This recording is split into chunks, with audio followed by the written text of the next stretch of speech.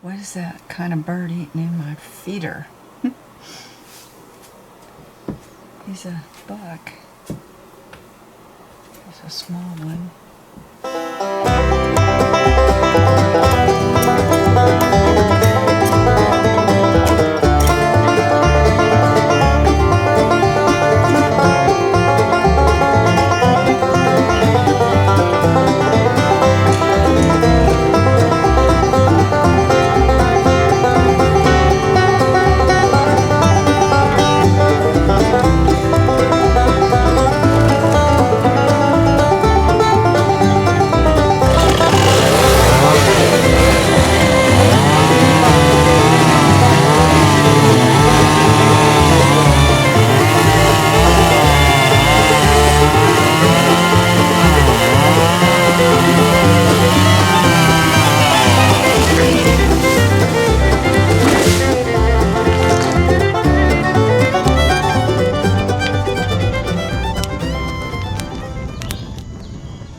Hey everyone, I'm Martin. And I'm Shelley.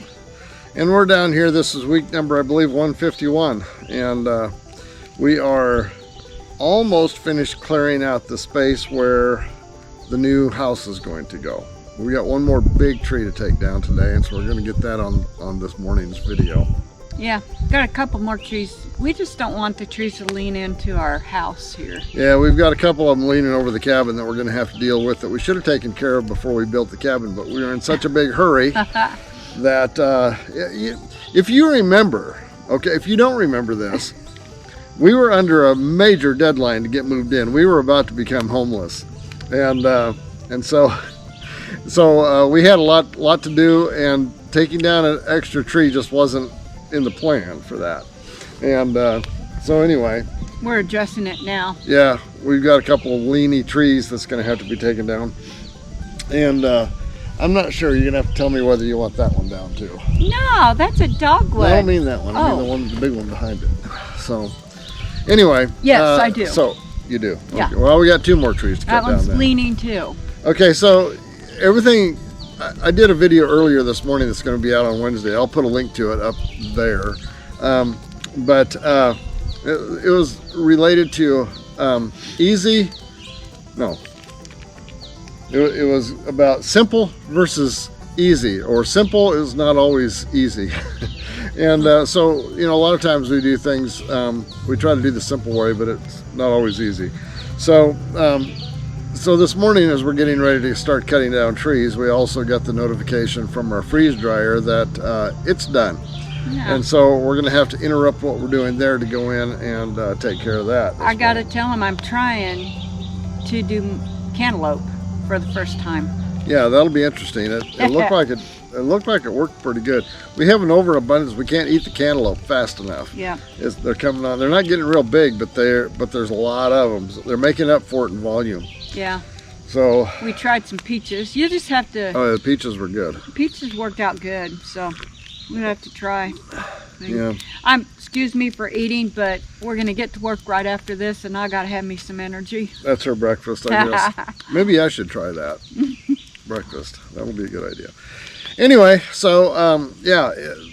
Normally this is our Sunday morning video, but it's already Tuesday. We had rain yesterday, and then we had our daughter and granddaughter over on Sunday, so we didn't get a lot of things done those 2 days. But here we are Tuesday, and we're ready to get the week started again. So subscribe, hit the notification bell, and follow along with the week. It's going to be an interesting one. I think I'm going to have her doing some backhoe work this week as well. I will do the backhoe work. I love it. Yes, okay. So here's to having an excellent adventure. May the stopping never start. All right.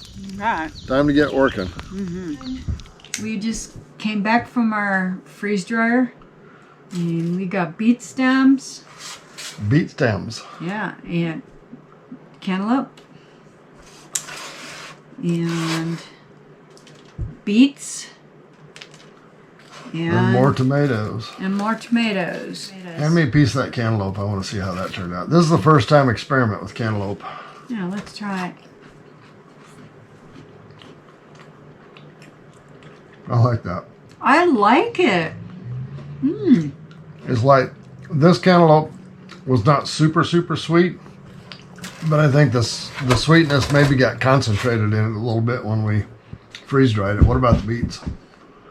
Not the greens, the beets. Oh, try beet. Try a beet. You beat me to it. No, those are really good. Those are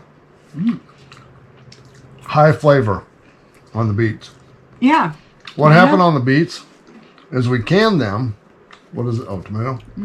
We canned the beets, and I think we made a mistake and released the pressure off the steam canner, and it boiled the water out of the beet jars on a couple of the jars. So we just pulled them out, stuck them in the freeze dryer, and those are really good. I'd be interested to see how they reconstitute with water.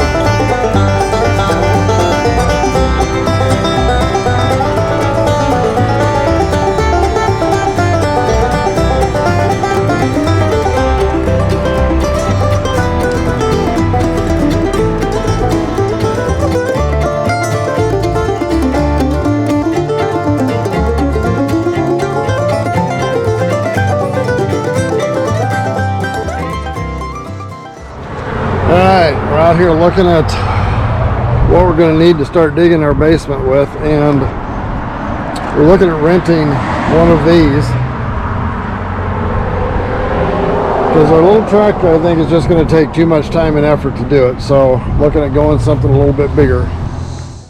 We're on Saturday morning, and we're about to wrap this week up, and this week we haven't shot that much video because mostly it's been cutting down trees and cleaning up the mess afterwards.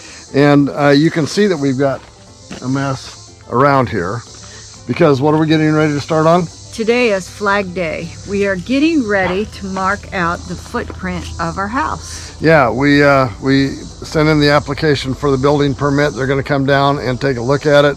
And really amazingly, all they want to know is what his footprint is and where it's located. And that's it.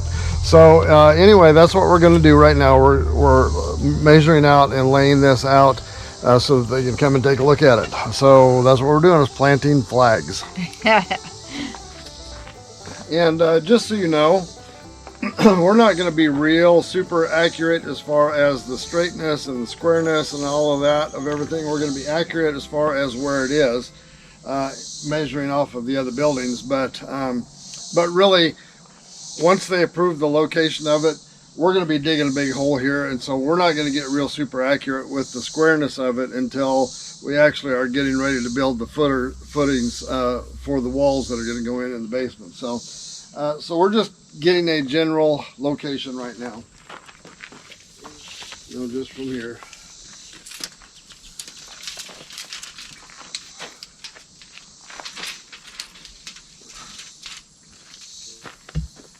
The ground is so hard and rocky that we're using a bar to put these flags in, and then I'm poking little stones in them so that they hold them up. Some of them are okay, but some of them aren't. It's so dry here, it's like cement. Yeah. Where'd the camera go? Hi there. Well, we've got the perimeter of our house done with the flags. We got some cleanup to do yet, but yeah, we're getting there. This has been a long week. It's been a hard week. We've had the days that we've been able to work out here, we've taken down a lot of trees and cleaned up a lot of trees. We've only taken down what is absolutely necessary, I believe. We're still eyeballing one over there that might need to come down. I just keep thinking that one's heading that way. If so, we'll take that down and clean it up in about a half a day, and that'll be okay. I think what I'm concerned is ice storms. We'd get them down here and the limbs come down on your house. Yeah, don't want that, I guess. So anyway, this has been a week number 151, and we've just to give you a little bit of a preview of what we're starting to look at besides the project here. We had a little bit of a conversation here a while back on communications. If we have a problem with cell phone towers, service getting disrupted or anything like that. And so we've been talking with our kids. We've got kids that live about 20 miles, about 35 miles, about 1,000 miles away, and then the bug out is probably, what is that, maybe 40 miles? Yeah, something like that. So we're kind of thinking about options for communications within that area, within our family, and kind of looking at the ham radio option. And we're just starting to research that. So to me, it's a fascinating subject, and we'll be getting more into that as we go, and we'll kind of keep you posted on what we're thinking and what we're discovering as we go with that. Yeah, I think it's important to be prepared.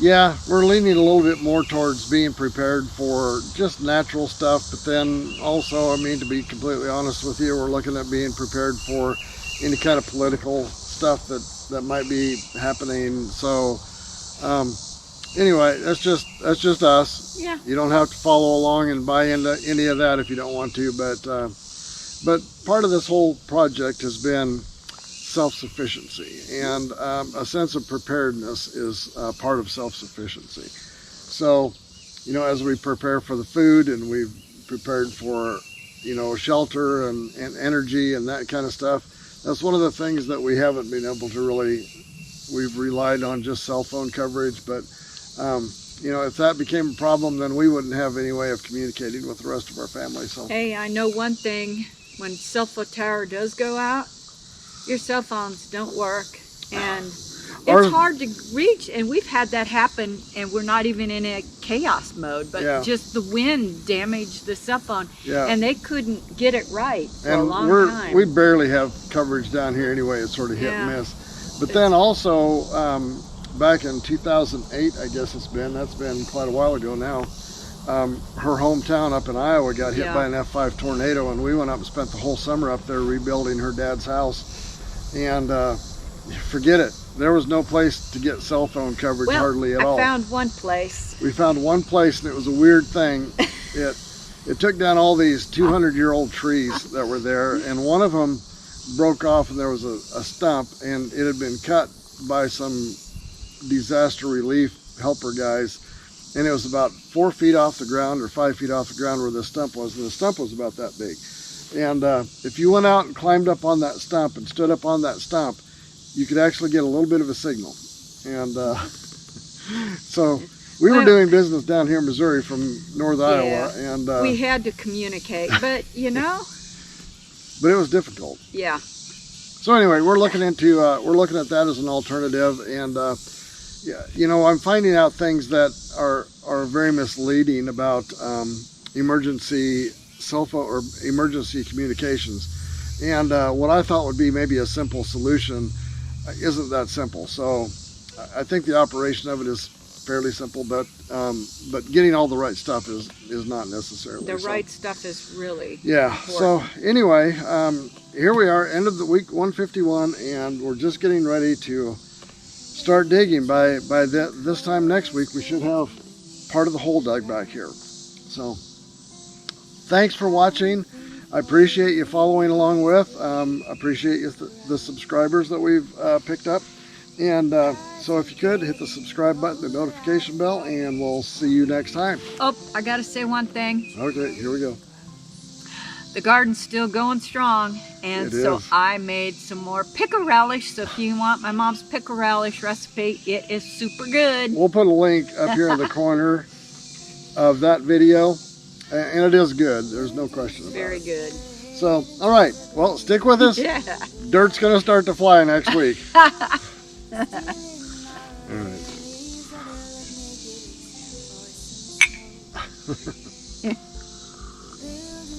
You can turn it off. If you've enjoyed this video, give it a like and a share, and don't forget to hit the subscribe button down below and the notification bell. See you next time.